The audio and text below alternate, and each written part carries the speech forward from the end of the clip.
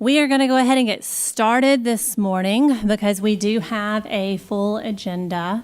For the members reporting, if we're missing someone, we will see if they can submit an update to us by email and send that out to share. But we'll get started so that we end on time, if not a few minutes early, which I know everyone always appreciates. So this is just our order to get started, and we will move into introductions. And also, we are passing around the sign-in sheet, so we will get that completed. Please don't leave without signing the sign-in sheet. All right, I'm Lee McElroy with Eckerd Connects. I'm Rebecca Teebear from the City of Melbourne. Mimi Hanley with League of Cities. Cynthia Ramos, Department of Health. Gabrielle Barberstock, Healthy Start Coalition. Doug Reynolds, Public Defender's Office. Jana Spear, Brevard Public Schools.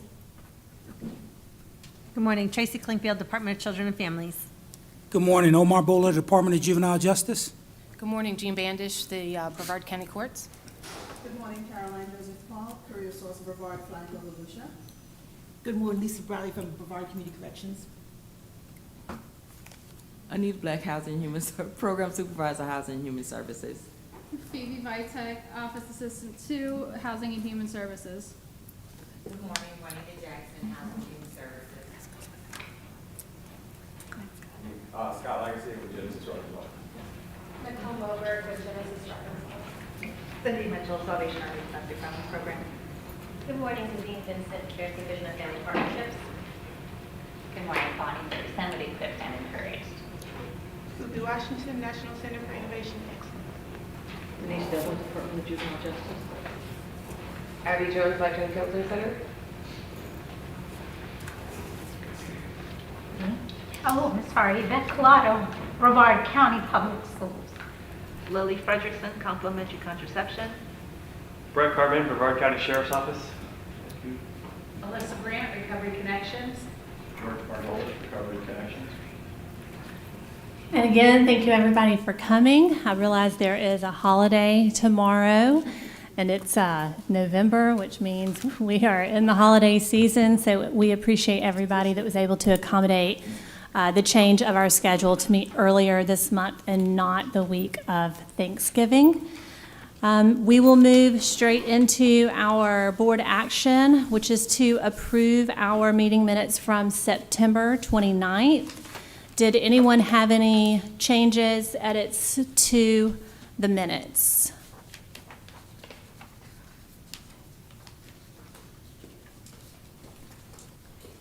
If no changes, can I get a vote to approve the minutes? I move to approve the minutes. Second. All in favor? Aye. Any opposed? Okay. Our minutes are approved.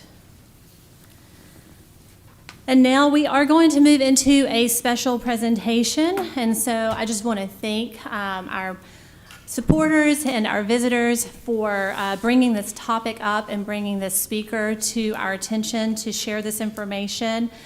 So Scott, come on up, introduce yourself, and the presentation will be up on the screens. All right, thank you so much. Not my usual voice, but we'll do what we can. My name is Scott Lagacy, and I represent Genesis Reference Labs, and was brought to this attention because we do a lot of toxicology testing and work in both the recovery space, pain management, to be sure people are keeping up with their treatment plan and not slipping in there. And then, do I get an answer, or do I just say next slide?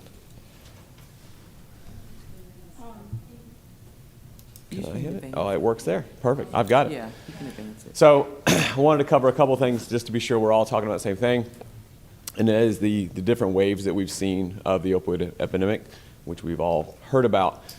This graph represents the prescription volume. Of course, you can see it actually peaked in around 2011, even though we were barely talking about the opioid epidemic at that point. And we certainly did not see a decrease in deaths that mirrored the decrease in prescription. This was the first sign, really, that though prescription opioids may have been what got the ball rolling, it is not what continued. That's not what I wanted there. There we go. This is just a snapshot from a study that I found really interesting. Unfortunately, I'm a nerd on these things. This was a study published in 2019 that looked at overdose deaths in Massachusetts from 2013 to 2015, and it compared the toxicology findings in the deceased individuals from their PDMP. So did they pass away with their prescription drugs in their system? And only 1.3% was their toxicology at death match the PDMP. So this was another sign that we were already rapidly moving away from it being a prescription-only issue. This graph is now a little bit outdated because it doesn't talk about the fourth wave. We'll talk about that. But the top line you see is death from any opioid. And you can see in 1999, the commonly prescribed opioids, which was at that point the next highest line, was the driving factor. Around that 2010, 2011, you see that kind of navy blue line all of a sudden come off of the floor and start rising. And that's when heroin kind of moved to heroin, away from prescription into heroin. You saw that prescription line kind of become flat as the heroin one went up. And just 2 years later in 2013, you finally saw this other synthetics, which was 99.9% fentanyl. It really started to take off, and that became the driver, surpassing all other opioids in 2016 as being the driver of opioid deaths. And now we've kind of moved into what is being considered a fourth wave, which is still fentanyl, but it's not fentanyl with other opioids. It's fentanyl mixed in with a lot of other things. Most commonly now are even stimulants. So we're seeing much more of the fentanyl deaths. Actually, the other co-ingested substances are not another opiate. It is methamphetamine or cocaine. Because of this, you see some really interesting sites. And so we'll start talking about some of the resources that I encourage everyone to look at and use. First one being this DEA One Pill Can Kill website. Lots of resources there for community, for educators, for everyone else. And this became a big deal because this data, I believe, is from 2023, but 7 out of the 10 pills that the DEA seized contained a potentially lethal dose of fentanyl if you were not used to taking opioids. And this is why it's so dangerous, is that this is what an Adderall 20 milligram tablet looks like, and this is what a fake Adderall tablet looks like. So what you had was the enterprising drug distributors actually did purchase pill presses to start pressing ingredients, coloring them, sometimes in bright colors to make them seem different or more fun, but sometimes to really mimic actual prescription products. So people that thought they were getting a prescription product were actually getting a potential lethal dose of fentanyl. That led to some really alarming statistics. So this is both good and bad, but in the 2023 Monitoring the Youth Survey, what they came out and summarized was that fewer adolescents than ever are experimenting with drugs. And that's great, but more than ever we're dying. And that's because you did not get a second chance so many times. If you thought you were getting a safer thing, it's a prescription, it looks just like the pill I was taking, and it was a problem because of that.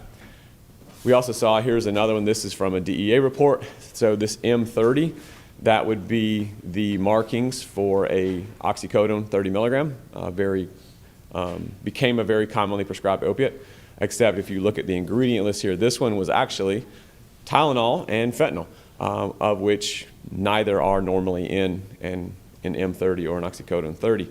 And this dose of fentanyl was well into the lethal range, potentially if you were unused to taking high doses of opiates. I keep hitting this plus sign, it's not the right one.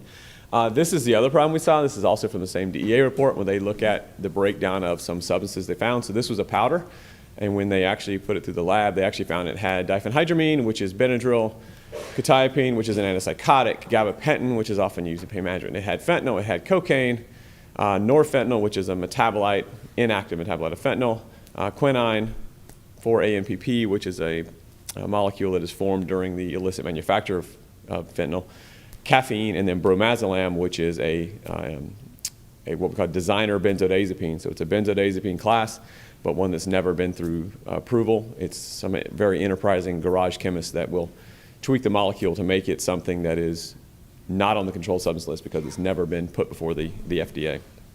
So you have these really polysubstance findings where, again, people just do not know what they're getting when they buy a powder or buy a tablet. So where do I go when I'm looking to find the latest trends? Because it's almost a hobby to trying to stay on top of these things, and it's tough sometimes, but these are all sites that are free and open anytime you have interest in these. So the first one I like to cover is CFSRE.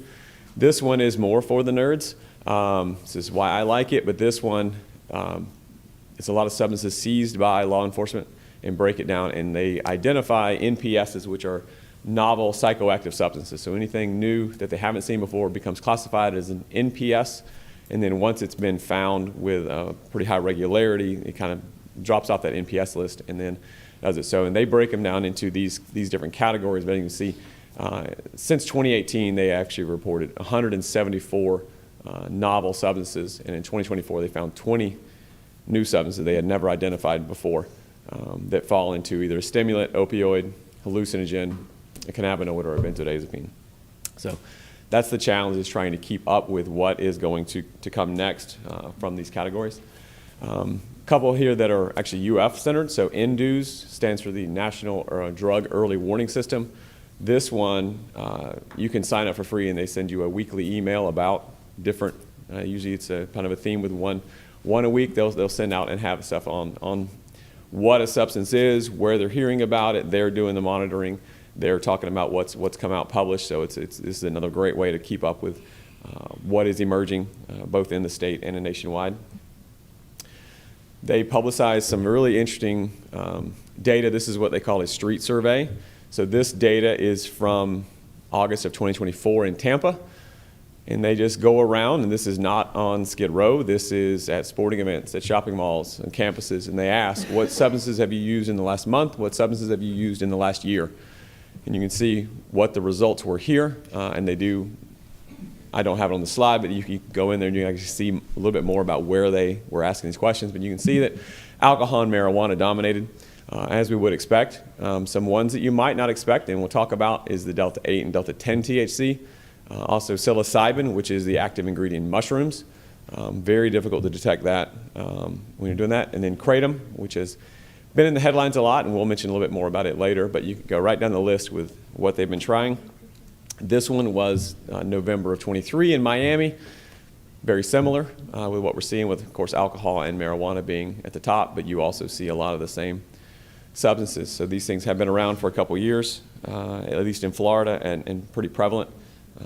And then they do these surveys all over the country and publish probably 5 a year. Now, if we don't catch it in time, they can end up on the FROST, which is our drug-related outcome surveillance and tracking system for Florida. So this looks at Florida overdoses. If I had a couple hours to talk, I'd pull up the websites and we go through it. But this gives you a dashboard. You can separate by county and look at what substances were ingested in overdose deaths, as well as like what substances get paired together frequently, filtered by race, filtered by gender. There's a lot of good information on this FROST dashboard that you can look at that is very particular to the state of Florida. There's also the Florida Medical Examiner's Report. This actually comes out annually. This 2023 report was November last year. I'm expecting to see another one this year, pretty soon, that covers 2024. And this is, again, a free resource that's published. It's a PDF and does talk about not only what was found in deceased bodies, they also have, they categorize it what they think caused the death, what was then just also present at death, and then they also look at all the trends. Is this up or down from last year? How many times was it involved? So another good one there. If you want to get outside the state of Florida, SUDORS is the top one. It actually covers 38 different jurisdictions. Another really good dashboard to sort through and filter out by different substances, by co-ingestions, what we're looking at, and what substances are causing the deaths and what substances are found in the deaths. But again, Florida does not report to SUDORS. It has its own in that FROST one that I talked about.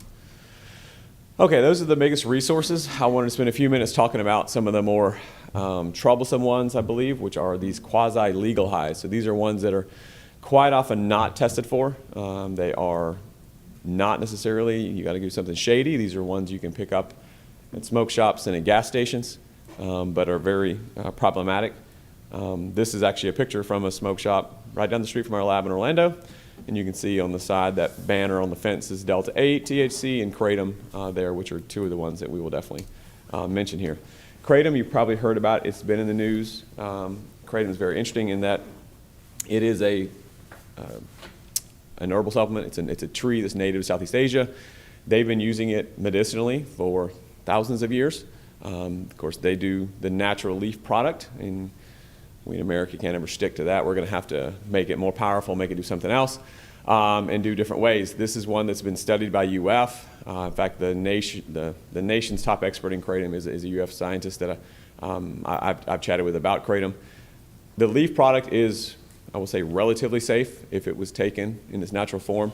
The problem is when you buy it, you don't know how much is in this capsule. You don't know if there's anything else added to it. You don't know if anything else was synthesized, if anything else was concentrated. So the ones that have been making the headlines lately is the 7-hydroxy, which stands for 7-hydroxymitragynine.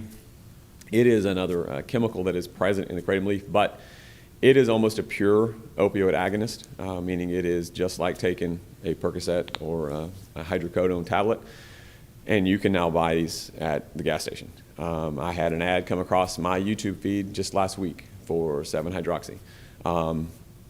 Department of Health and Human Services had a special meeting about it. So they brought in Chris McCurdy, the expert, to talk about it.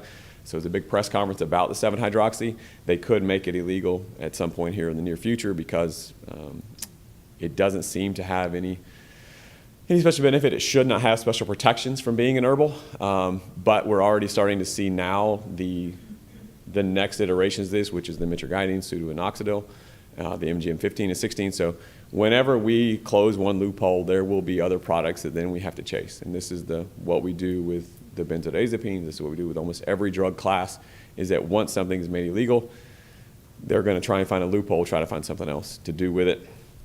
When it comes to kratom, Tampa Bay Times did a multi-part investigation on one to look at kratom. This was actually prior to the 7-hydroxy really becoming in the headlines, but a really interesting multi-part investigation there. But you will also, I have to say, you will find people that have anecdotally have used kratom to get off of other opioids, that have used things because it does attach to the opioid receptors. So there is a large base of people that is a proponent for it. But it probably should be a little bit more regulated than what we can buy at a gas station.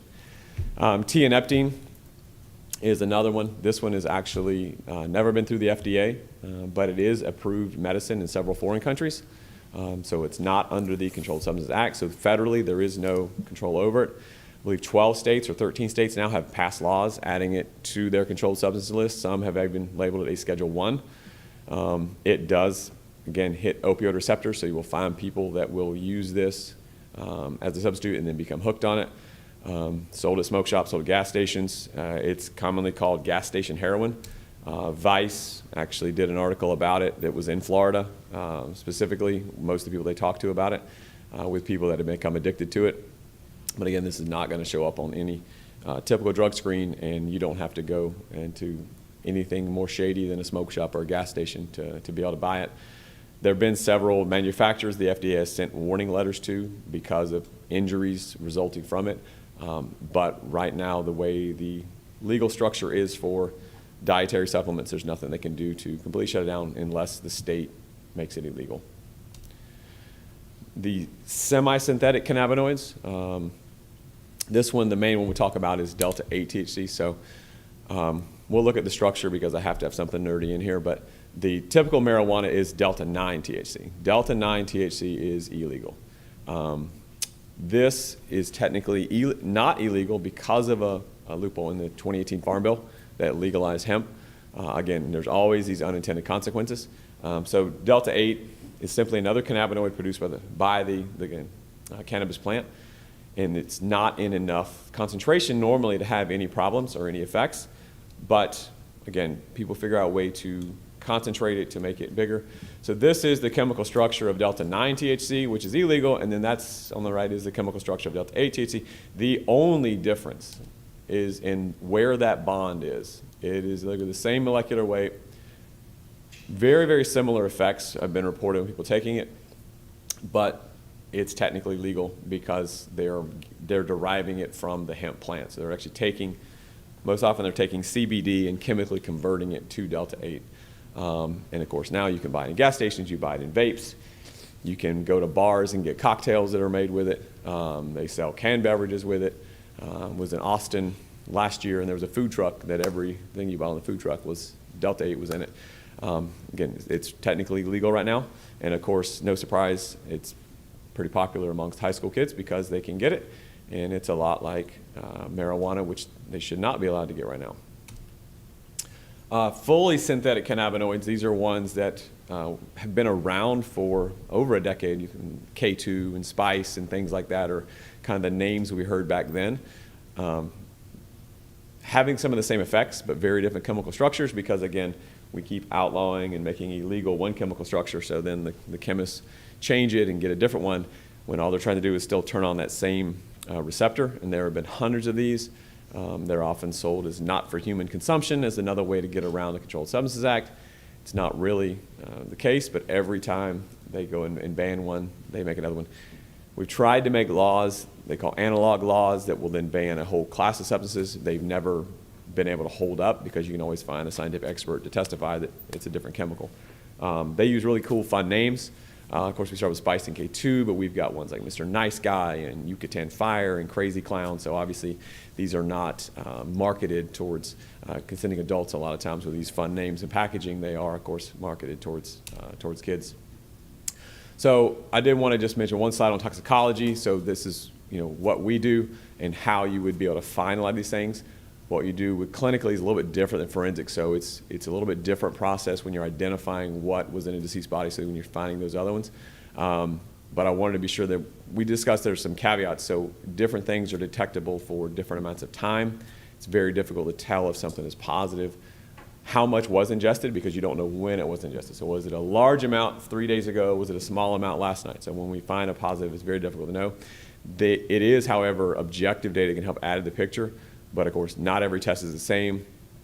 You can only test you can only find what you're looking for in most all of these. And so what we have, especially with some of the cups that people use, there is no cup that's going to test for kratom, for tianeptine, for these. They might trigger, with the semi-synthetics might be structurally similar enough to trigger a cup to say, yes, you did marijuana, but the synthetic cannabinoids will not.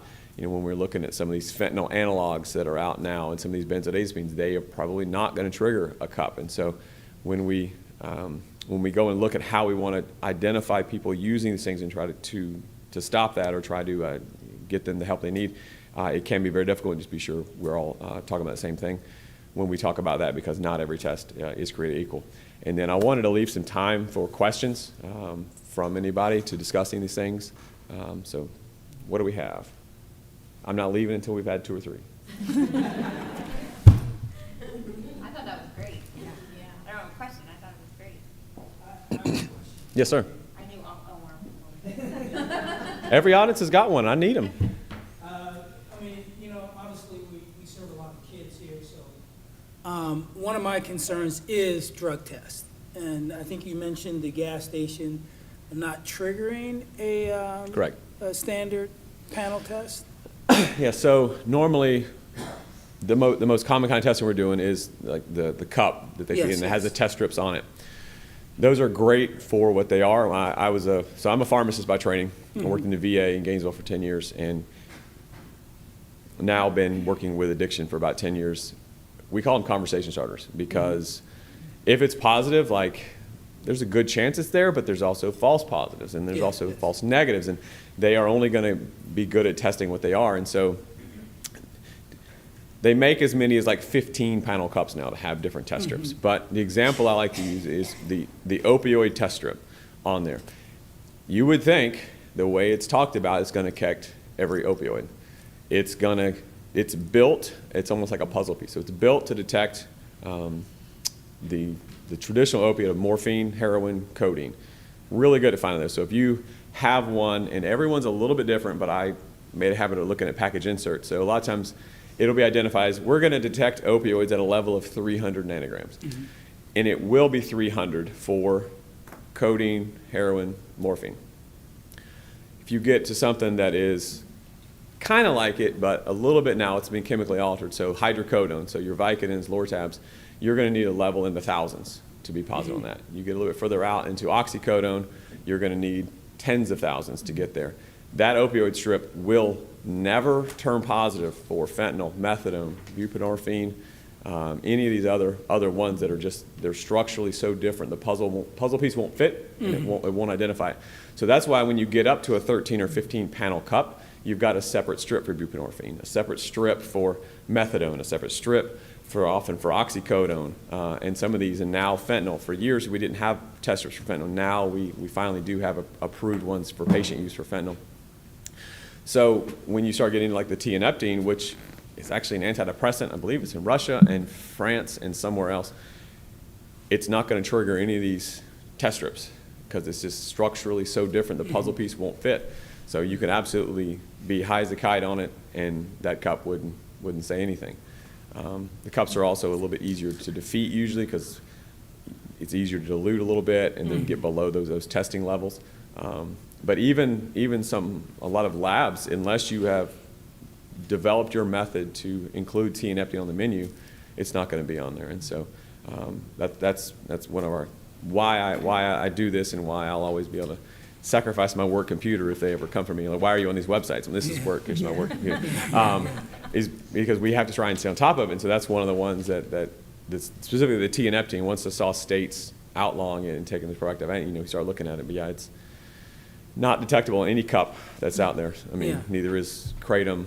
And like I said, until last year, fentanyl wasn't either. They didn't sell the strips. Well, fascinating. Fascinating. Yes. Correct. Yes, yes. Correct. Yeah, it definitely does. It definitely does because, like the way, speaking for our company, we allow providers to select exactly what they want to test for. But yeah, if you're not looking for that, it won't show up. Yeah. Who else? That was only one.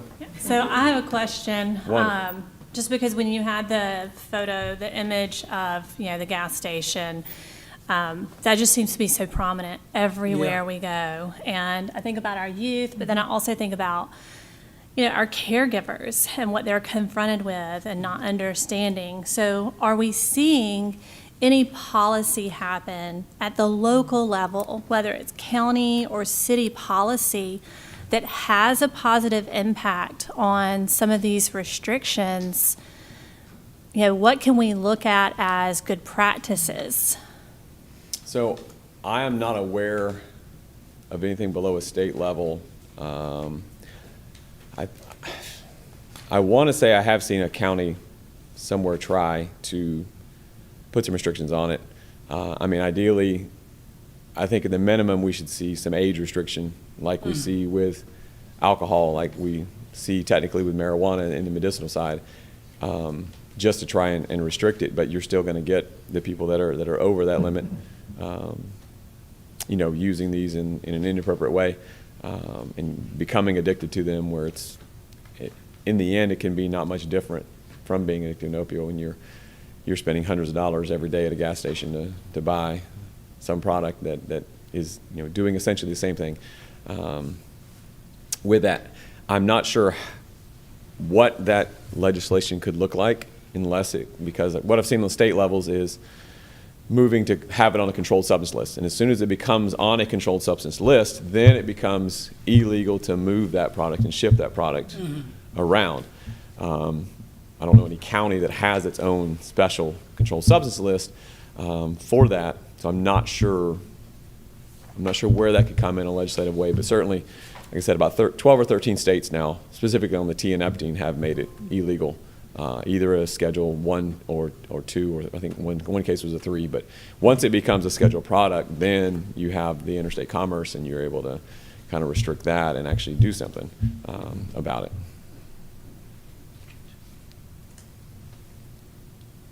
Wonderful. Thank you guys so much for your time and the opportunity to talk. Oh, we got another in the back. Perfect. Bar owners that do serve kratom or whatnots, and maybe they don't know, or maybe they do know, or.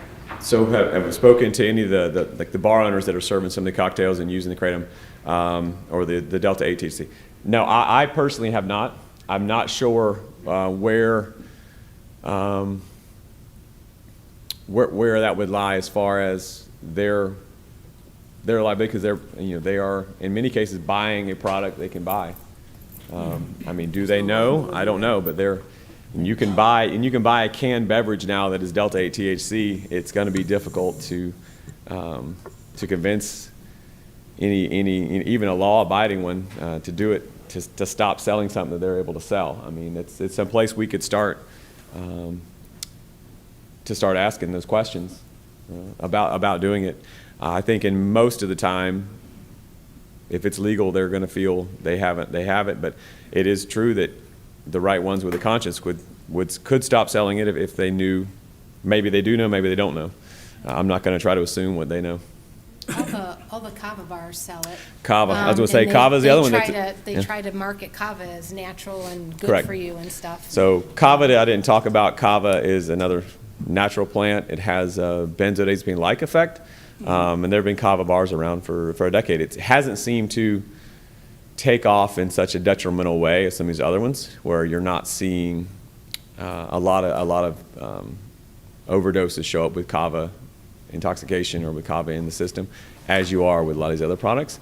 But you're absolutely right. It's legal through some of the same loopholes, and it has the potential to cause issues. Just hasn't seemed to cause as many as the other ones.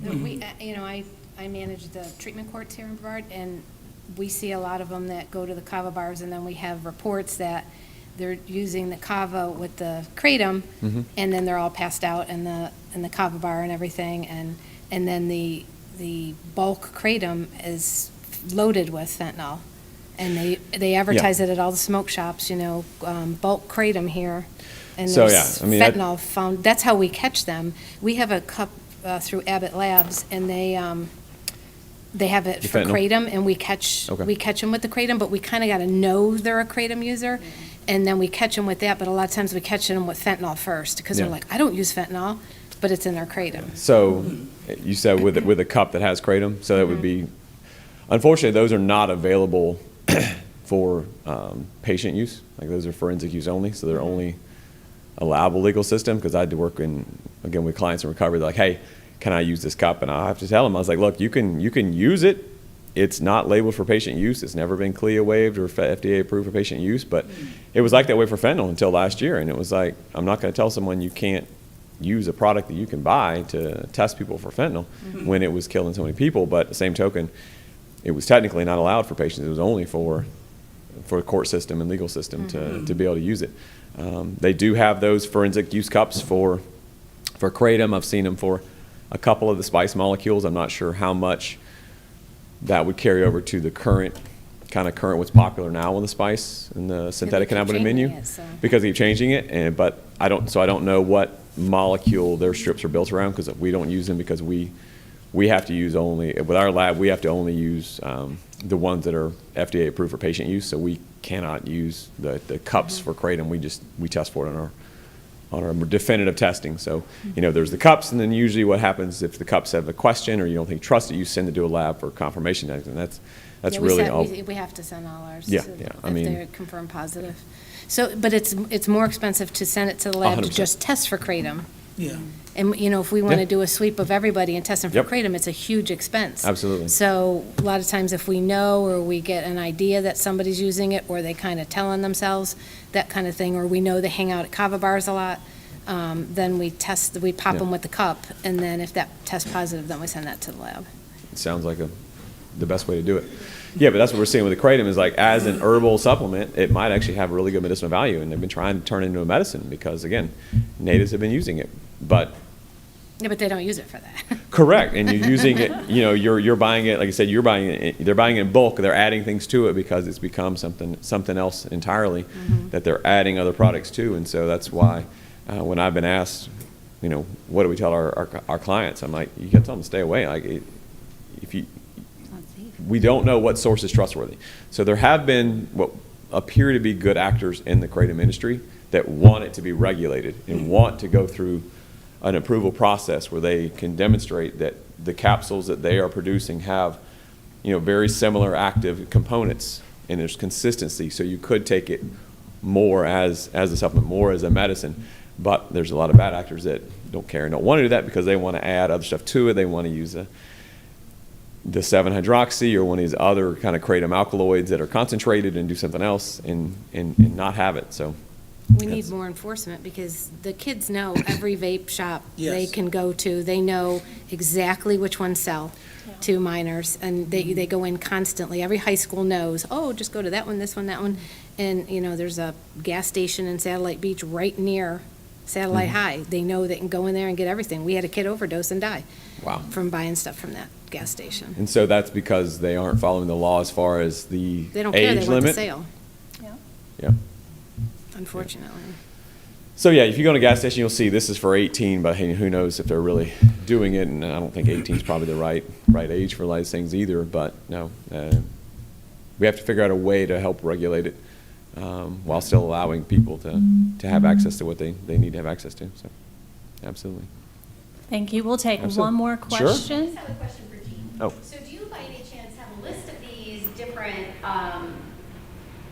teen favorite hotspots? Because, you know, we've got Brevard Prevention Coalition in the audience, we've got Eckerd. I mean, wouldn't it be awesome to put together a team of people that could literally put a quick flyer together and literally spend some time canvassing? I mean, Journey Kerr and I, we canvassed the entire restaurant industry of downtown Melbourne with Narcan and information about fentanyl. And could we not do the same thing for those hotspots if you had a list of those, Jean? I don't have a list of them, but pretty much just about all of them. And they're also trying to sell Chinese vapes, the fake vapes that they look just like the regular ones, but they're full of chemicals and. We could all just go hang out there, then it's not a cool place anymore. Right? Yeah. Any sketchy gas station, I can guarantee you they sell. Smoke shops and gas stations. Yeah, I can guarantee you most will sell to children. That's crazy. So Scott, I just want to thank you for bringing us Yeah. this Yeah, that was information. excellent. Yeah, it's amazing that a month can go by and we learn something else new. So we really appreciate the resources so that we can all continue to follow, you know, what's happening current day and bring that information to these meetings. So thank you very much. Thank you for the opportunity. I enjoy you. doing these things, and Thank all you guys can feel free to reach out. Thank you so much. Please stay Anita for or more Phoebe, connections. could we get his presentation sent out to the Yes, over, members? yes. Thank you. Yes. Interesting. Okay, so we are going to move into our members' reports, and we're going to start with Family Strengthening Infant Mental Health. Good morning, everyone. I will be very quick because we have not had our meeting yet. Ours is scheduled for next Monday. But I do want to, if you're not already on the subcommittee email list, we will be presenting, or my executive director, Jennifer Floyd, will be presenting the results of Healthy Start's 5-year needs assessment. We have to do this every 5 years as part of our service delivery plan development. So that will be presented next Monday at our meeting on the 17th at 9 a.m. in the Florida room. So, thanks. And that's all I have. Thank you. We're going to move to the Child Abuse Prevention Task Force.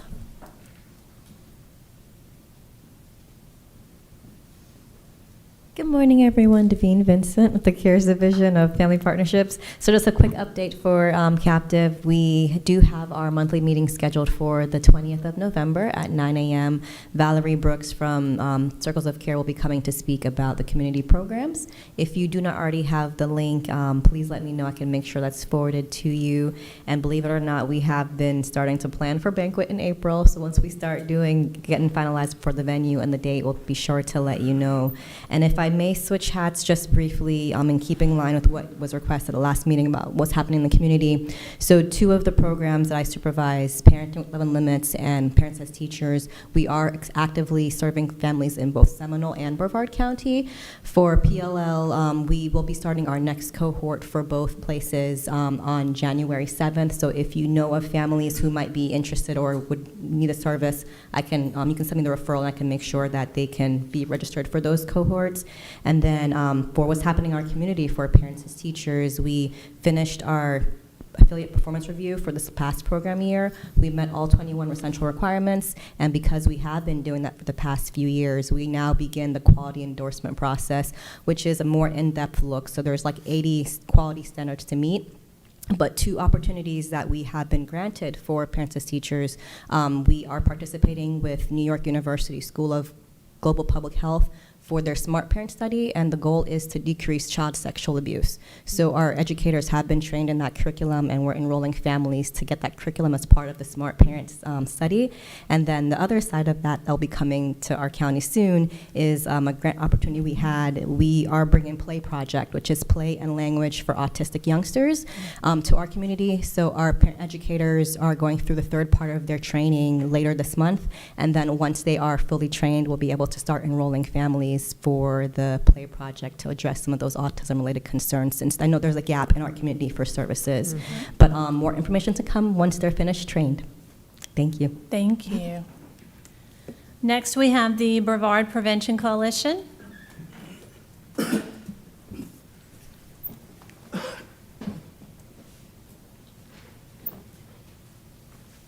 Good morning, everyone.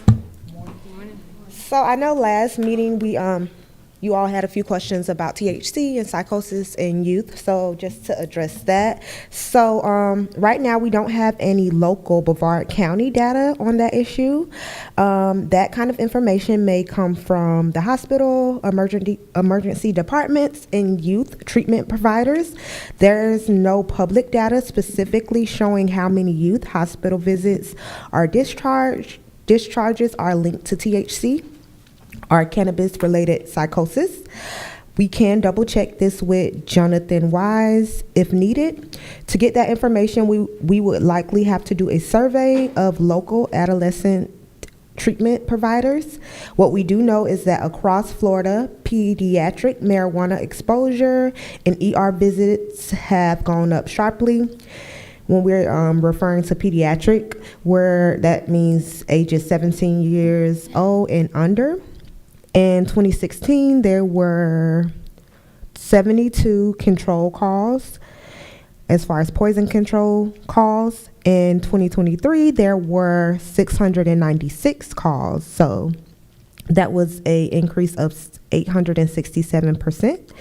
And as far as ER visits, they went from 697 to 6,522. So that is a 836% increase. Now, this is not specific to psychosis, but it does show a big rise in youth marijuana-related harm. So just risk factors. Research does show that connections between marijuana and psychosis, especially when THC levels are high. Today, marijuana is much stronger than past marijuana. This is something that we always tell people when we present, that the level of THC is way higher. And it's also becoming more accepted. So many young people see it as less harmful, which is very dangerous, because if they don't think they're harming themselves, they're more likely to use it. According to 2024 Florida Youth Substance Abuse Survey from Brevard, 54% of middle school students think that marijuana is risky, but only 30% of high school students see it as risky. So as kids get older, their perception of risk drop, and the trend has continued. That trend has continued since 2018. And also THC is easier to access now through parents, friends, and older peers. Just how THC impacts the youth brain. While adults use THC safely, teen brains are still developing. Teens who use THC have a much higher risk of developing psychotic disorders. And after that, the next challenge for families is finding accessible and affordable treatment for youth. So do you all have any other questions? Just wanted to make sure we give you guys an update. Yeah, if I may. That's really alarming if you think about the concentration of THC on the rise, and the sort of casual nature and response to its usage is declining as far as caution. What's happening? What is happening? Why is it becoming less impactful? Is it because of laws passed in recent years? Yeah. As simple as that, right? The correlation is if the laws are passing, then it must not be that bad. Like alcohol isn't that bad. And and then like you can go to the doctor and get a medical marijuana card. Right. So just Yes, so the family members has it, so that's, it's becoming like, oh, it's easier to get, so it must not be that bad. So that's why education prevention is very important. So we're going into the schools, educating them, but also educating the parents, something that we have started doing, working with Brevard Public Schools with their after-school program. We do parent education workshops where we educate them on like the dangers of it, because a lot of times the parents don't know how dangerous it is as well.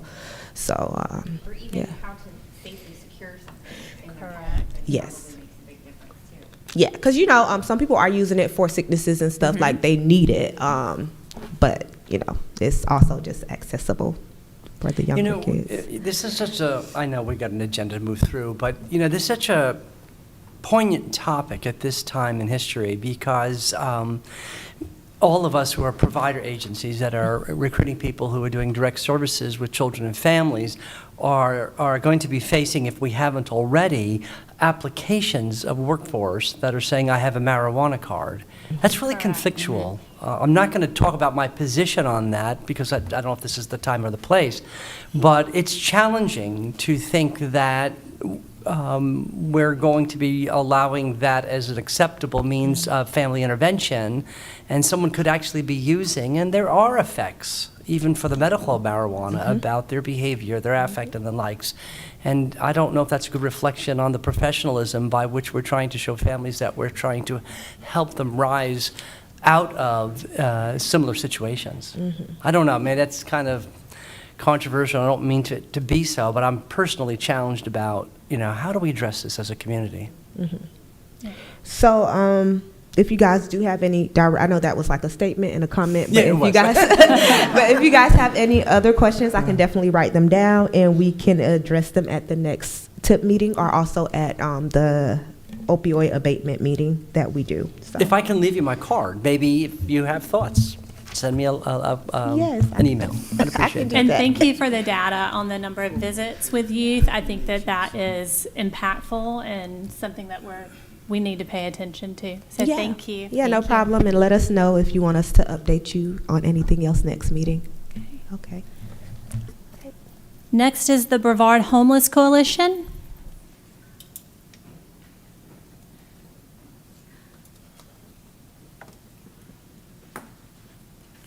Good morning. My name is James Smith. I'm the outreach coordinator / coordinated entries manager for the Brevard Homeless Coalition. Standing in for Sarah today as she took the day off. She told me there's not many updates that I need to give besides the fact that we are shifting our strategy for the 2026 point time count.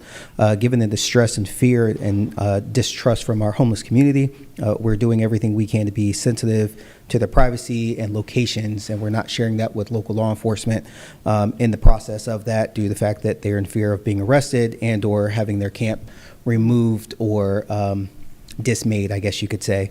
So with that, we are doing our best to only deploy volunteers to outreach locations and work with them at those sites in the process of that, as well as on, we do have our homeless memorial service coming up. She stated that she did add it to the TIP December calendar. And if you have any questions or any follow-ups for that, she asked that you reach out to her directly. Could you give us an update on the buses? Do you have any information on the status of the buses or I no? do not, No? unfortunately, Okay, at no this problem. time. We can ask Sarah next time. No Yeah. worries.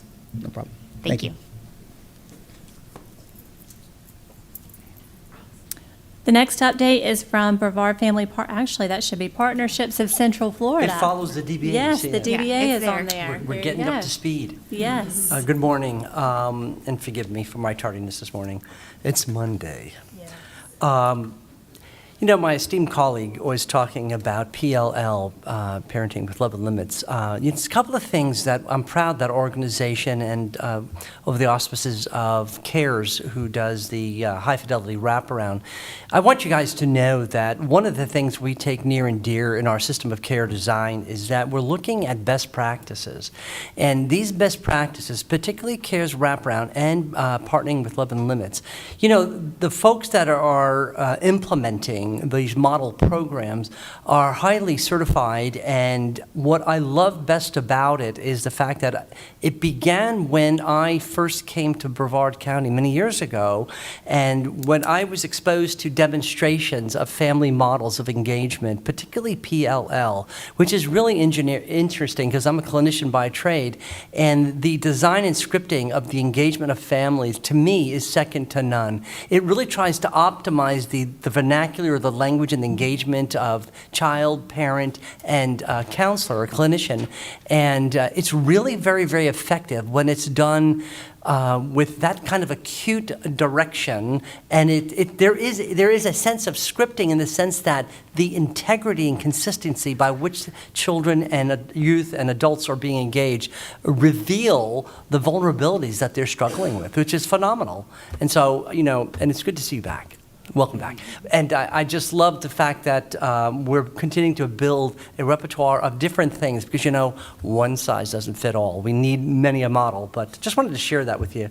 The only thing I wanted to share is this is National Adoption Month, and we're proud again in Brevard to be hosting it at the Space Coast Stadium. We have, I believe, 12 children to 12 families being adopted this year on the specific day, the 18th at 11 o'clock at Space Coast. And now that we're family partners of Central Florida, the other three counties, Orange, Osceola, and Seminole, will be having them at their courthouses as usual. But very exciting month for us. You'll probably see some press on that. And I love it because it's really about community. So thank you. Thank you. Career Source, Brevard, Flagler, and Volusia. Good morning again. The Rockledge Center is officially closed as of October 13th. And as I indicated in the last meeting, that all updates are on our website. We're currently operating in 2 Talent Hub locations because of the Rockledge closure. Please keep in mind that we also have the Palm Bay Center and the Titusville Center in Brevard, and we have 3 other locations in Flagler, Volusia. We're currently at the Firehouse, which is located at Family Promise of Brevard. We're there 3 days a week, Monday, Wednesday, and Friday. This location is by appointments only. We're also at Eastern Florida State College, building number 3, room 274. We are there 4 days a week, Monday through Thursday from 9 to 6, and by appointments only. And we're planning on a 3rd location at Adult Ed Clear Lake campus. We are not there yet, so please do not send anyone to that location because we're not there. We have received new funding to serve non-custodial parents through an employment program. We provide career services to include, but not limited to, case management, limited supportive services, and training and employment services as well. That program serves individuals who are mandated to pay child support.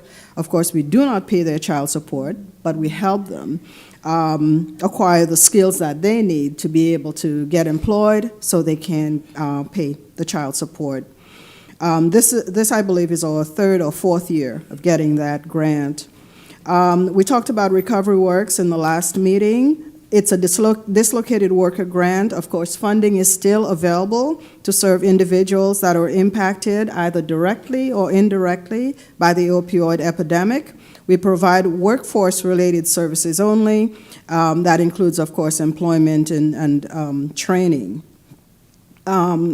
One of the things that we try our best to do is to work very closely with community agencies that provide case management support to individuals who are directly impacted. And that is so critical to us because our staff is not trained in terms of the opioid misuse. We're only focusing on the employment, but we know these 2 things, work hand in hand because they need support. They meaning our customers. We are planning a spring second chance job and career resource fair.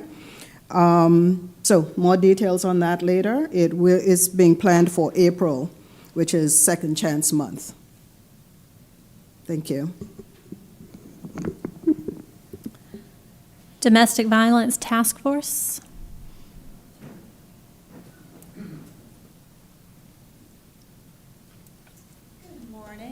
I don't have a whole lot. We met in October, and did some training around workplaces and domestic violence from the employer perspective, trying to get people to understand domestic violence and hold abusers accountable, not victims. So helps with stability all around. And our next meeting is December 11th at noon in the Space Coast room right above us. So that's all I have. Thank you. Thanks. Florida Department of Children and Families. Good morning. So I just have a little bit of updates for data for the department. So we'd look at our data essentially a month prior, but where we're at September data. We don't have all of October yet. So we're just to give you a little idea of what we saw in September for DCF. So intakes is essentially those reports that come to the hotline that are accepted by the hotline that are investigated in the county. We received 659 of those, which is a little bit higher, not really unusual for this time of year because they do go up once school starts.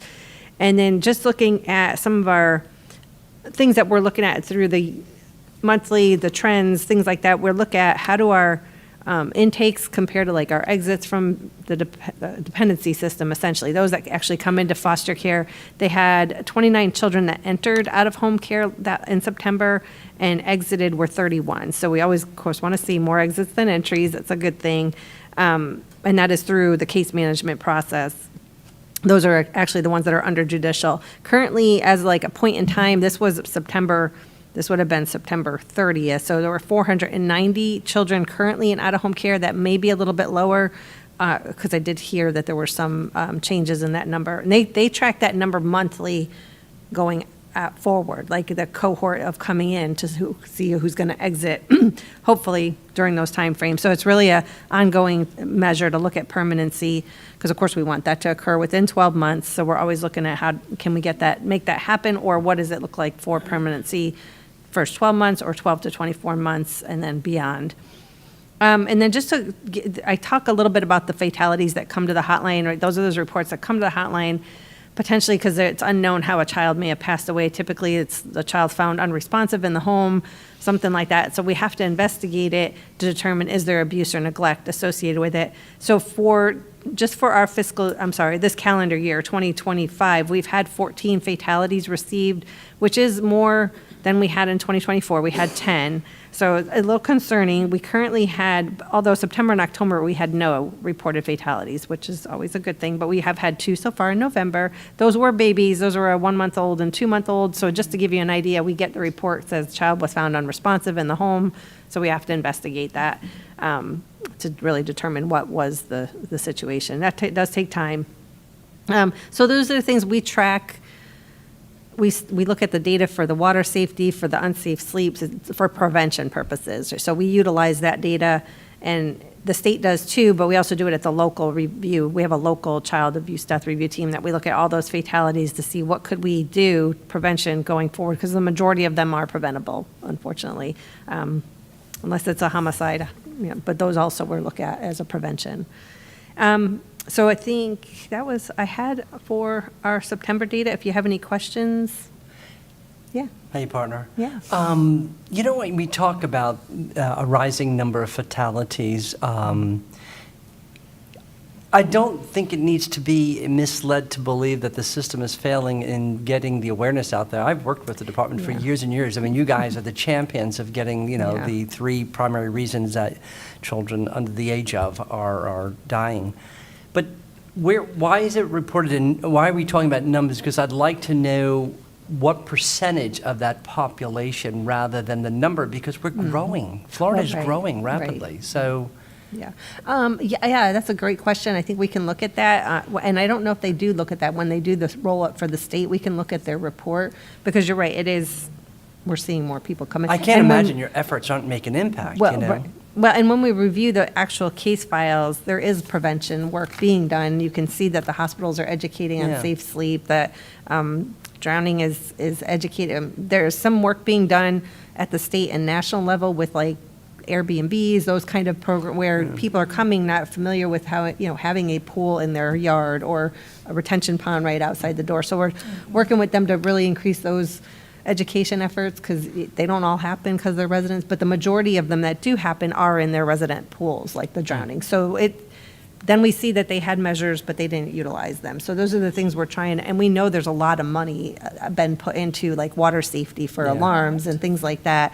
So it's really, and I know just for our DCF team, our investigations team, they go over that with every investigation. So every time they go out to the home, even if it has nothing to do with the maltreatment, they go over water safety, safe sleep. They make sure they have a crib. We have CARES has the Cribs for Kids program, so we'll refer them to get them a pack and play and training. So yeah, there's a lot that goes on. And so these are heartbreaking cases to see too, because you know that they could have been preventable. But you're right, I don't know if based on. Is there an evaluation the most effective means of protecting the pool or protecting children within pool areas and the types of beds and stuff like, are there specific product lines that people should be focused on? So, and what we've always kind of looked at are those supervision, for water safety, right? First, supervision, obviously, adequate supervision, but also having the barriers. If it's not a what do you call it, like a fence or something, there's alarms or things on the door you can buy at Home Depot, just even using things that are just like a little plastic thingy to close the sliders.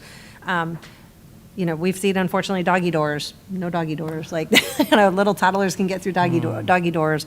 So it's access, like the barriers, those are the things that, like, if you look at Department of Health's website, they have water safety, they have their initiative, and it talks about all the barriers, knowing CPR, the supervision. Because unfortunately, what we're seeing in those file reviews is they're happening during non-swim time. So like they may have had a swim time that they thought the child was sleeping. The child woke up, got out to the pool. Somebody forgot to put the gate. It's very sad, obviously, you know, things like that. But then the other thing for safe sleep, we do talk a lot about the ABCs, right? Alone on the back in the crib, and make sure that they have them. Because what we also see on the unsafe sleep ones, when we do file reviews, is they have cribs, they have pack and plays, they're not utilizing them. They're actually full of stuff, you know, things like that. So those are the education pieces we try to talk to them about. So, yeah, there's a lot of work that we do, and but yeah, we can look at that. I don't know if they track that at the state level. They may. So Thank you. Yeah, we'll look at that. Department of Juvenile Justice. Yes, good morning again. Phil, just to answer your question, I think the Department of Juvenile Justice do a population baseline based on current data. So, and I think that happens also with our schools. What's the population size? What was the population size at a certain time and point when this data impacted our system?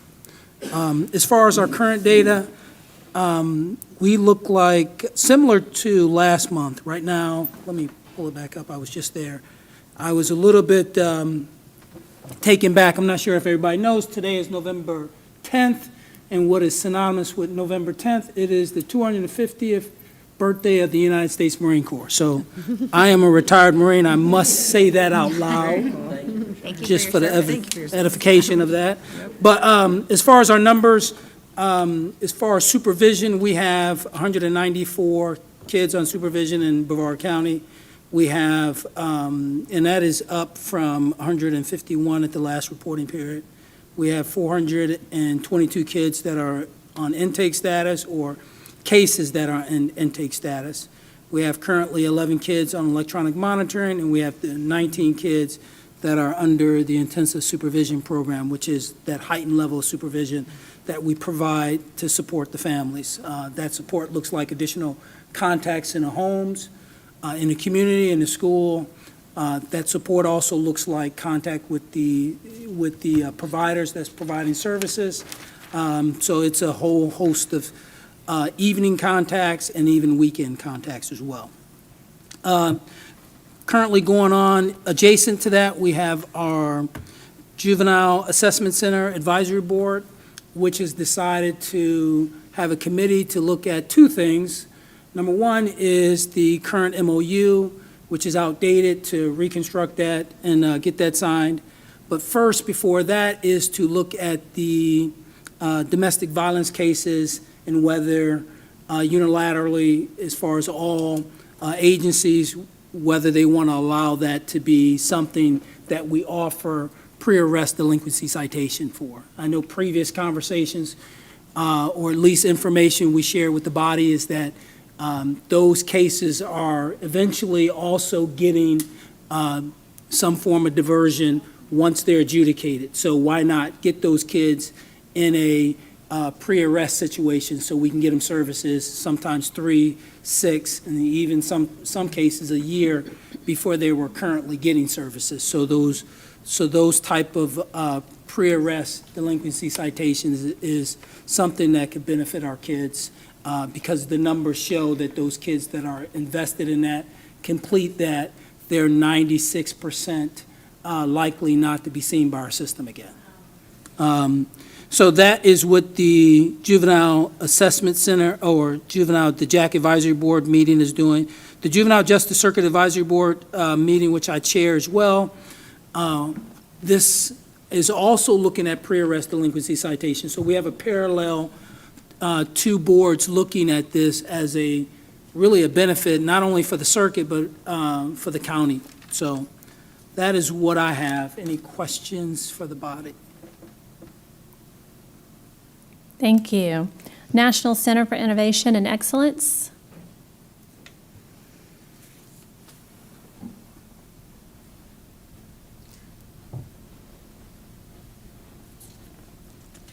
Good morning, everyone. I'm Ruby Washington with the National Center for Innovation and Excellence. I do have some Q4 grant goals results for our system of care. We have, I work with the Brevard Behavioral Health Expansion Grant, which provides wraparound services to families with serious emotional with children with serious emotional disturbances. So for our system of care, the number of unduplicated individuals who receive care coordination or case management was 1,077 for Q4. Who received mental health services was 330. We have one person, one family member or consumer who now provides peer support mental health services, and we are currently working to get some more of our family members as to become trained to become peer support mentors. We have, for our percentages for those who received a referral for core services, we had 48%. So we know that there could either be something with the providers not responding, or it just could be that they're receiving those services in a different quarter. The same thing with our supportive services. We had 67% who received those services during that quarter after the referral. There were no new policy changes during this quarter. As far as our case managers and RAP practitioners, we had 104 who participated in high fidelity wraparound certification training during this quarter, and we had 173 care coordinators that participated in wraparound principles and values training. We did participate in 3 outreach events this quarter. One of them was the One Voice Conference, where we reached out to about 35 people connected with youth and families. Our Back to School Bash, where we connected with youth with serious emotional disturbances with wraparound services, and that was 30. And then the Recovery Fest, also connecting with individuals with substance misuse, and we talked to about 40 individuals. And that's our results for Q4. I don't know what I'm on this morning. Thank you, Ms. Washington. Good to see you as well. Thank you. Of the 1,330 got mental health services, do you have any idea what the second most utilized service is? We do have that breakdown. I just don't have it right now with me, but we do have them broken down by each individual service. Okay. So I could. I'm just curious, what is next to mental health services that kids are needing? I will. I can look into that. Thank you. Just was curious. Thanks. Any other questions? Okay. And now the Brevard County Sheriff's Office.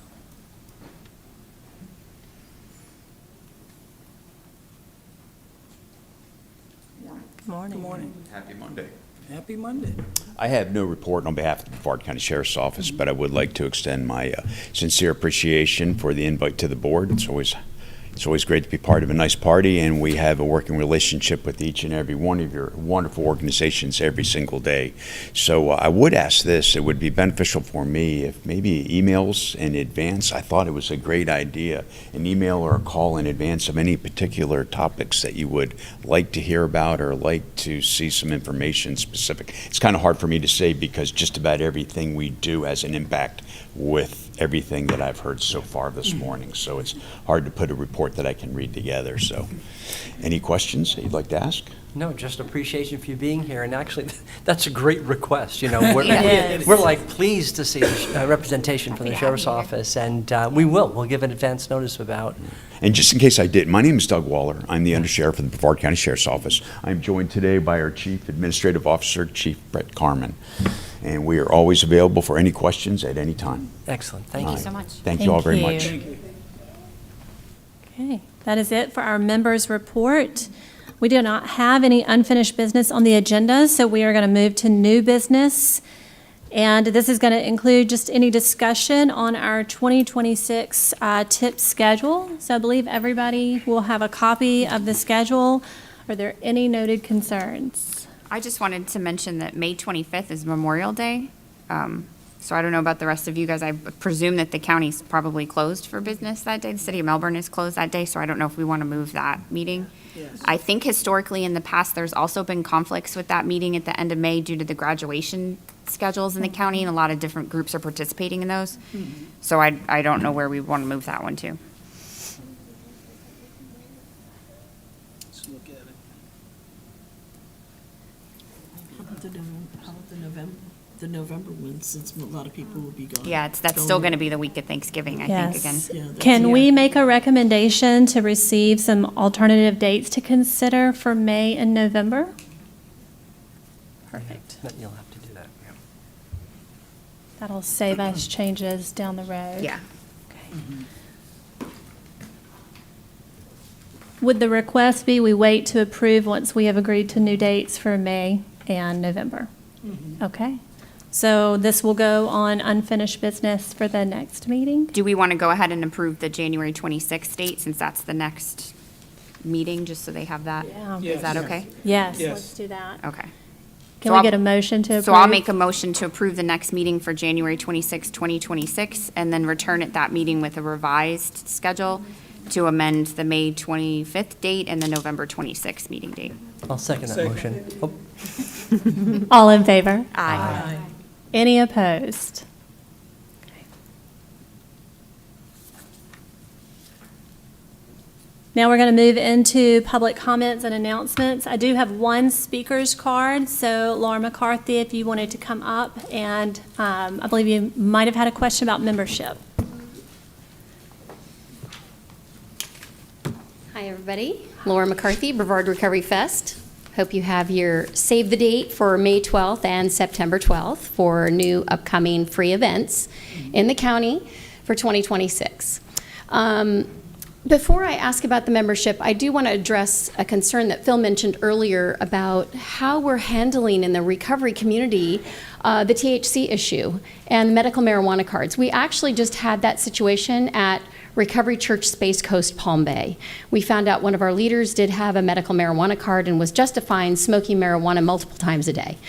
And it was a very difficult call for us because we really love this person and they really feel strongly that this is what they need to do.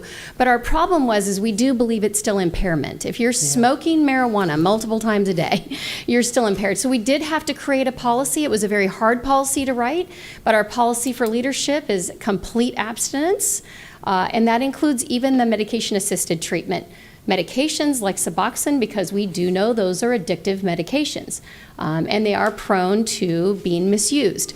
So it was a very difficult conversation for us, and I know that there are many recovery communities that are having those difficult conversations, but just to add value to your question earlier. Yeah, I appreciate that. I was raised by two doctors, so they're about people of the healing arts, right, and caring passionately for the human cause.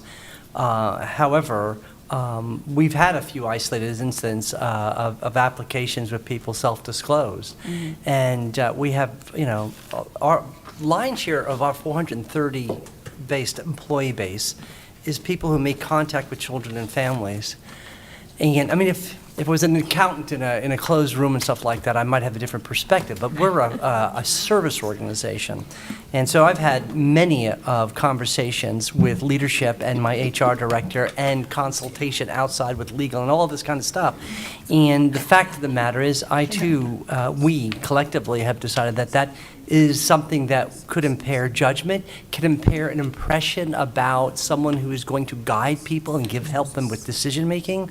And so we don't hire at this time people who do that. And we were as sincere, empathic about how we explained that. And most people actually don't argue the point. I don't know anyone who did argue the point, but I would imagine they would probably walk out saying, geez, I lost an opportunity.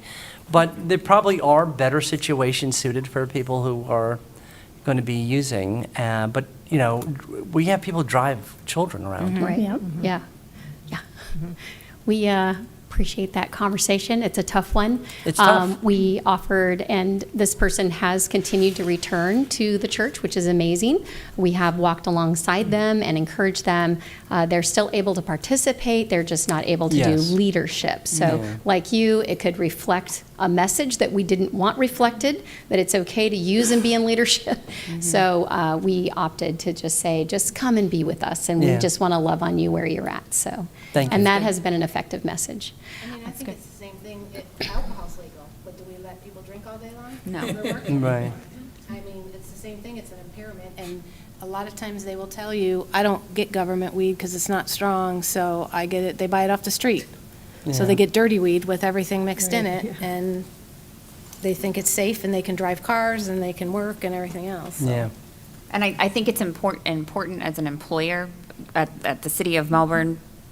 We are under the guise of, you cannot be under the influence of anything, whether it's medical marijuana, a prescription, alcohol, and that's kind of the stance that we have taken, and it has come up several times. Sorry, not to cut into Ms. Laura's time. We'll make sure you get all your time. Good. But we have policies in place that specifically address being under the influence, not necessarily specific to medical marijuana, but it comes up quite frequently now that it's become so accessible for people. Well, and I don't know if you're drug testing benzodiazepines, but I think Scott would agree with me, the new emerging drug trend among the elderly is benzodiazepines, right? It's being handed out like, in the 70s, they called it Mama's Little Helper, and we were handing out Valium left and right. Now we're handing out Xanax left and right. And again, when I have somebody standing in front of me saying, but my doctor ordered this, and I go, does your doctor know that you are a recovering addict, and that's a contraindicated medication for somebody that's in recovery? It activates the same dopamine system at hundreds of times normal and can create the craving for more. So anyways, I just appreciate the hard conversations. Thank you. They're very good. Thank you. All right, so membership was, I'm sorry, go ahead, Omar. No, I'm going to wait for you to get done because I have a question. Oh, okay. So membership, right? We talked about membership. Thank you for the language, because I didn't have the language for it. But if we've been coming consistently and we want to be a member at large, there is a process to doing that. I think Recovery Connections of Central Florida would also really benefit from being a member at large. So that process, I think, I did go back in my emails. I'm not finding anything. I think there might have been an email sent out by Phoebe about I'll just leave it up to you to explain the process, Lee, if you would, to help us understand more and how we can engage in being members at large. Now, is it my understanding that if we are voted and approved as members at large, then we can help you? Some of us, like I don't have any tie to any organization, right? So can I serve on one of the boards for the RFAs? Or does that require a different type of membership?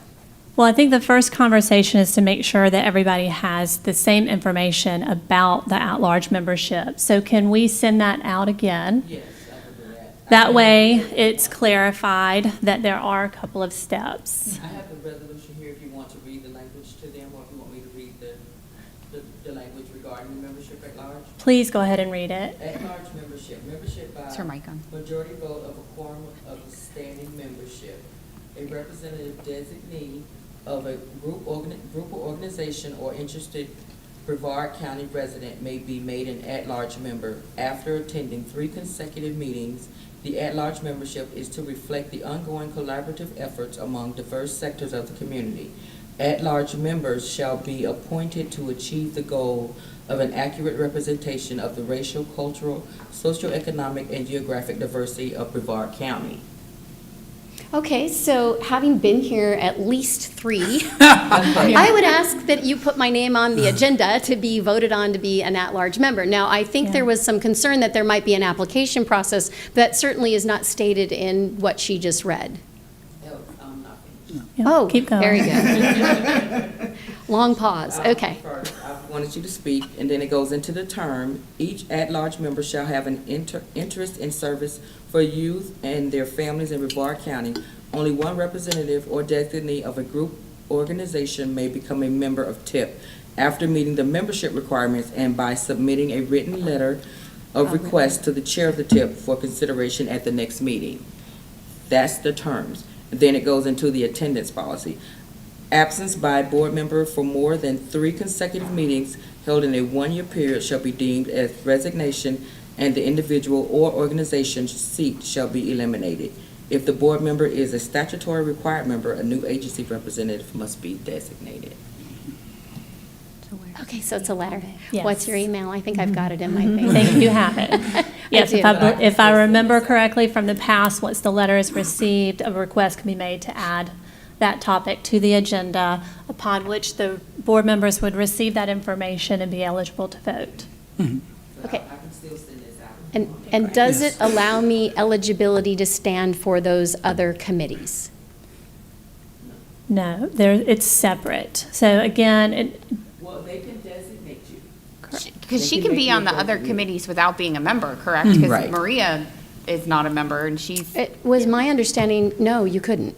And 'Cause we were because I calling made people from the myself audience. available. Yeah, and I we- remember. And I was told I wasn't eligible. So that so doesn't the make language sense for to that me. is also written. What, do you have the language for the, are you talking about the RFP subcommittee? Well, yeah, because I don't, there's like, for example, we have people that are voting on dollars that they've applied for. Okay. Well, I'm not I don't think eligible. anybody's voting if they have No, a I understand conflict that. of interest. No, I understand that, but they're Yeah. still serving on a committee. It seems to me I don't have a conflict of interest. They would be removed from the voting process. I understand Yeah. that because of a conflict of interest. But I'm an eligible party with no conflict of interest, and I'm willing to serve, yet I've been found unable to for some reason. So the only reason I'm trying to track at-large membership is that the reason that would open the door for me to be of service to you guys. I'm just offering Completely my understand. services, that's it. Anita, what are the requirements for the subcommittee? The recommendation committee appointed to oversee the RFP process and make recommendations on which agencies are awarded funding to Brevard County Board of County Commissioners. The committee shall be made up of the following TIP members: a representative from the City of Melbourne, City of Palm Bay, the representative appointed by the Space Coast League of Cities, Brevard County Government, and 5 additional TIP members without conflict as chosen by a majority vote at a regularly scheduled meeting. TIP members. Yes. Now, Right. is an So how is- at-large member considered a TIP member, or is only you guys up here considered that? I don't know. How is Maria Bledsoe on that committee then? On which committee? On the recommendations committee from Central Florida Cares? I don't think she I- is. I think she is. On the She raised her recommendation? hand in the audience last time when we were short 3 people. Committee, but That I'm not sure, I would have to look. She's listed as a she didn't have member. my name. So I was part of the slate that was. She, on her voted thing, on. she's listed as a member. And She was a member last year. You know, on here, it's listed as a member. She's a member on here? On here, you gotta look on our meeting report. I'm not saying she shouldn't be on the committee, I'm just asking No, yeah. what her, That's a good question. Under member reports, she's not listed. because Go Central ahead. Florida. On member report, When- yeah, the first thing it when- says members The present. court minutes only say 5 members were appointed. When we voted, I don't recall them being named individually, but it was my understanding that I had offered and that I was on it. But again, I thought found you out- were as well. Yes, Yeah. so. I'm available. We hear you. And you know I love you guys. And I love this county, and I love serving our substance use populations and our mental health population. So you guys figure it out, send me an email, let me know. I will say, I don't think there's time for you to participate in this current Oh, no, round. I know. Yeah, because that Absolutely. meeting is scheduled. But this is an annual thing. Well, it should be. No comment? It should be. Understand. I understand there's a special meeting on the 21st. Correct. I'm assuming that was for applicants only because I did not get any notification, although it's been told to me it's a public meeting. I would have to defer to staff on the public notice requirements for that. I'm not sure. There is a meeting on the 21st of the RFP review committee. I would hope it would be public meeting notice.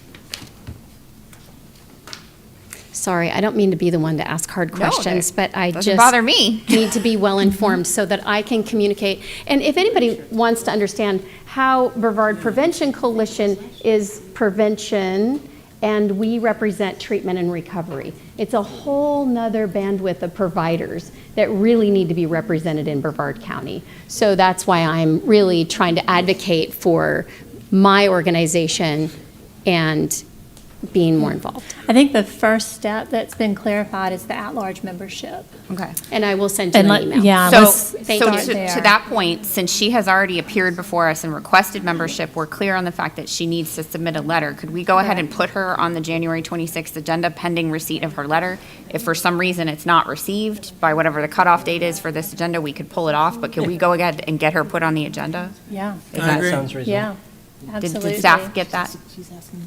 Oh, I'm sorry. Brevard Recovery Fest. Could we go ahead and put an item on the January 26th agenda for at-large membership for Brevard Recovery Fest?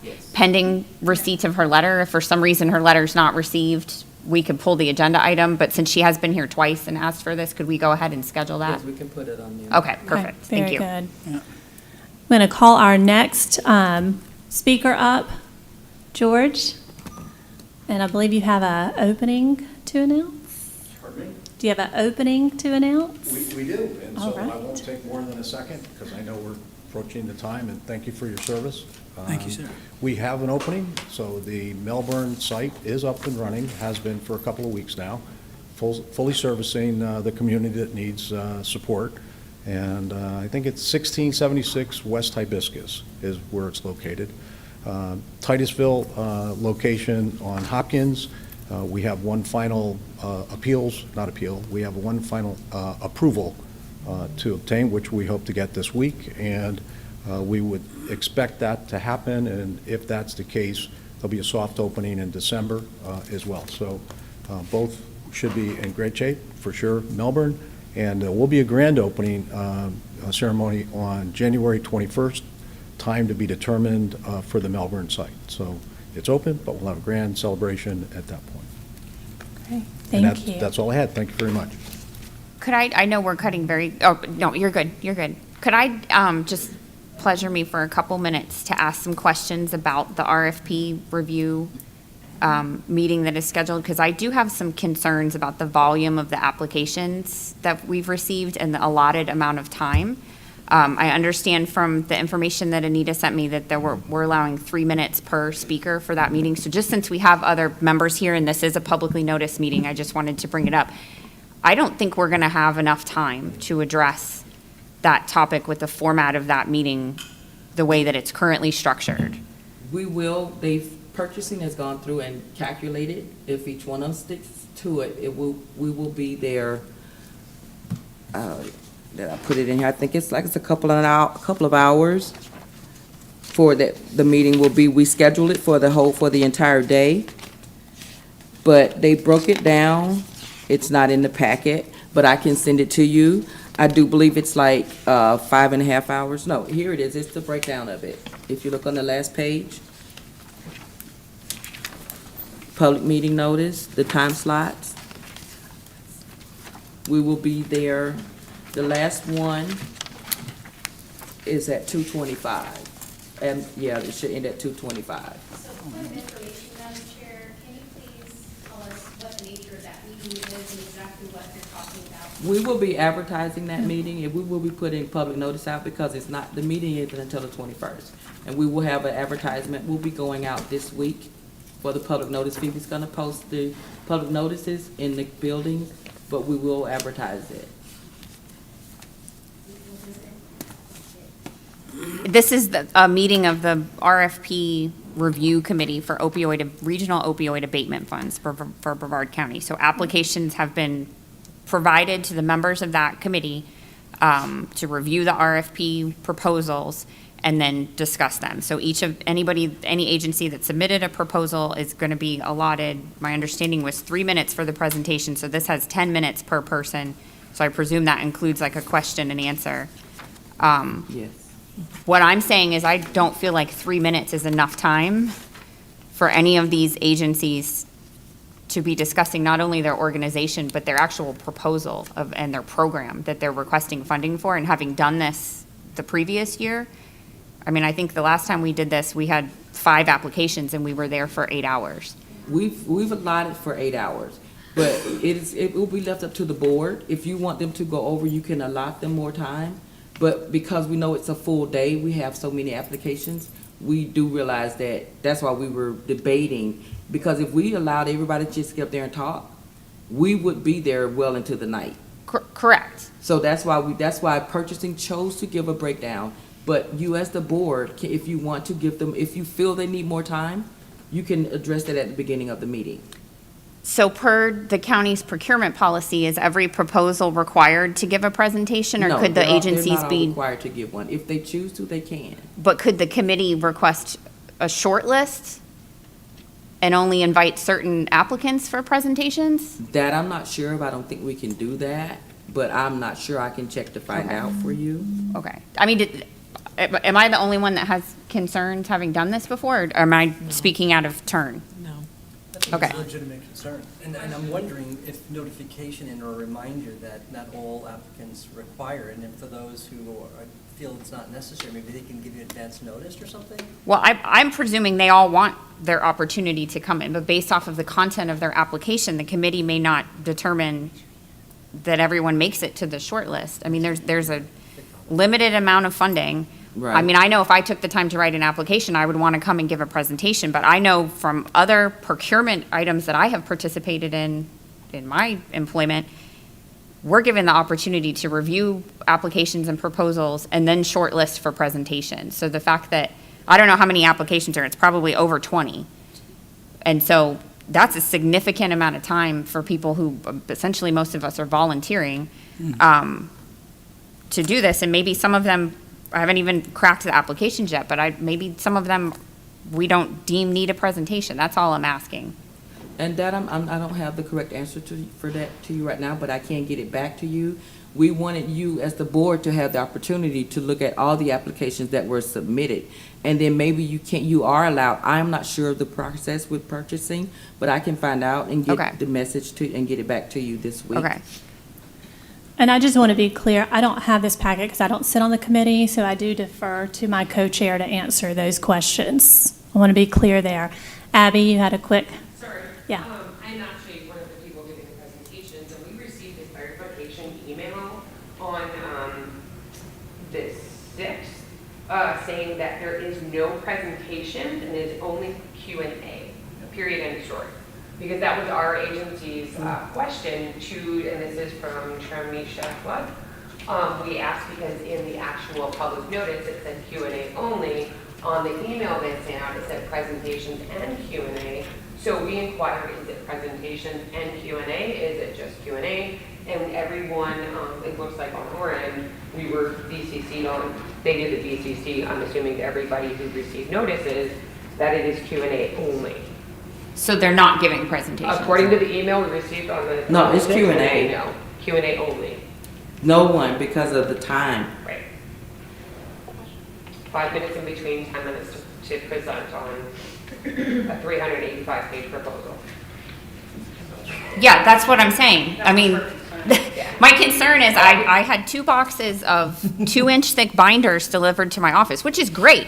I'm really excited that there's this much interest in the program in the county because I think from our past experience, we wish there had been some more use of the funding. So I'm super excited about that. I just want to make sure that we're able to devote the adequate amount of time to this and that it's done right this time. And I've never participated in a procurement that has been conducted in this manner, is what I'm trying to say. So, but George had a question. Okay. I mean, and maybe it would have been helpful if there was some sort of staff report attached to each one of the applications to summarize what the application and what the program was and what is staff's recommendation for funding. Because I also serve on CDBG funding for the city of Palm Bay, and that's how that is conducted. And there's a staff report that summarizes what's in the application, what your review of the financial capacity of the organization was, any past performance with the county, and then what's your recommendation and a recommendation for a level of funding. Because I feel like the people on this committee were kind of going in blind I understand. with this a lot of variables. I understand. This is my first time doing this also. So all of this is new language to me and new as well as everybody. I am following what purchasing is telling us to do. And maybe the next time we send out an RFA, those real recommendations will come in handy because when we looked at them, we were overwhelmed also. Yes, okay. And, we had to make sure that everybody all the board members received what they were supposed to receive. So however they were doing it, I wasn't familiar. I was following purchasing's guidelines. But maybe next time it will make sense what you're saying because I understand that is a lot of reading and we could have done better by shortlisting what we felt would be better sending to you. Yeah, But I wasn't told to do that. okay. But And there's no way to do that now? I'm not sure. I can check with purchasing, see if we can do it, and if we can, I will try my best to, Okay. get that- Because you guys have reviewed all of them. yes. Okay. Yes. So if it's possible, if it's okay with procurement, I think it would be really beneficial to have some sort of sheet that's a summary and what staff's recommendation of that application would be, if that's possible. I know it's very short timing because the meeting is 2 weeks away, but I think that would be very beneficial Okay. to the group. I will, And then I'll get stop back talking with about it. them I'm and sorry to see. digress, guys. Well, thanks for sharing. It was very educational, Sorry, I'm actually. sorry. Yeah. But if it's all about logistics, is the addition of the potential Q&A where they present add to the compounding time that's going to take to Well, I go guess through what the they're saying process? is that the 10 minutes allotted per agency is just Q&A. So Well, I guess my point is, why couldn't it be based on the submission alone? And then do away across the board with any Q&A? Right? I mean, a really good presentation should answer the questions that are in the RFP very acutely. yes, everything should be in the RFP. You shouldn't have to Yeah. ask questions, but I think it is to give the opportunity, if you do have questions. If they're not doing presentations and they're simply doing Q&A, I mean, I can see the benefit of that.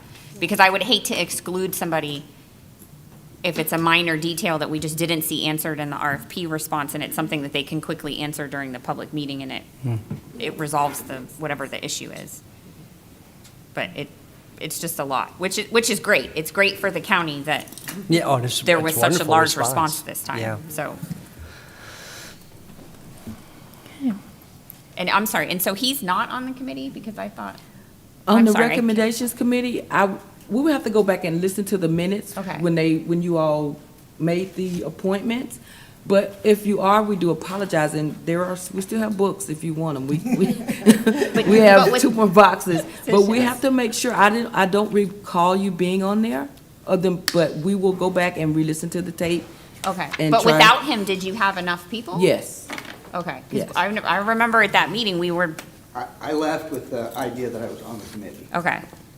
Okay, we will re-review the minutes and see, and we can definitely get you out the packet. Do you know how long that'll take? Pardon? Do you know how long that will take? Well, we're closed tomorrow, and so Wednesday, Phoebe and I'll get back to the office and we'll do our best, and we will try to have it to you before Friday. Okay. Is a lot, be ready. It's a lot. I understand. Comes in the way. Okay, sorry to take too much time, guys. That's all I have. Are we good to adjourn? Think so. Okay, can I get a motion? Oh, yeah. Okay. Motion to adjourn. Got it. Second? Second. All in favor? Aye. Okay, we are adjourned.